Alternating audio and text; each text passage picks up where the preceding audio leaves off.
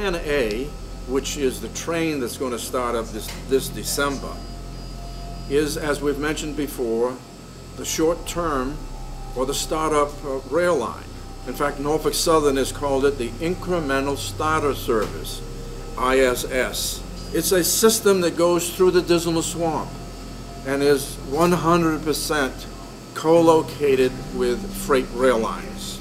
That's shown on this little picture here by the red line. And so the red line is Plan A, the startup line through the Dismal Swamp. Plan B was conceived of by the Federal Environmental Impact Statement. It is a professionally developed rail line designed for endgame, for mature design, for long-term purposes. In simple words, you might say that the red line, Plan A, is the short-term, and the EIS design is the long-term design.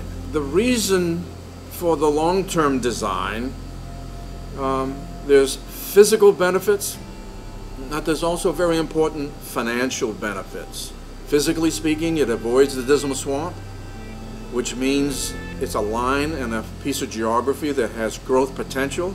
It avoids going through a very dense and sometimes dangerous rail yard, the Portlock Rail Yard. The blue line has much better freight deconfliction. The blue line up toward Petersburg has passing sidings, which is the solution used around the country to gain better working relationships between passenger rail and freight rail. The blue line also captures a location called Bowers Hill, which would be a suburban train station perfectly matched with the urban train station in Norfolk. There's lots of physical benefits, but there's also financial benefits. We mentioned earlier that the startup line is 67,000 riders a year. Again, I think it's going to be double that. And the EIS line calculations, which are very credible, had projected 850,000 riders a year, and consultants said it would be higher. That means better ticket revenue.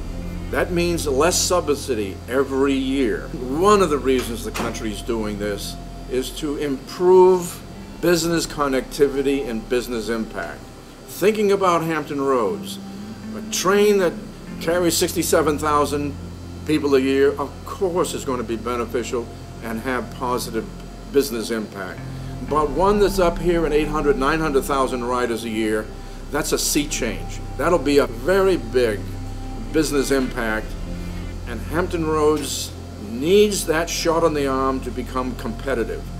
We do need to move from Plan A to Plan B, from a startup service to a mature service.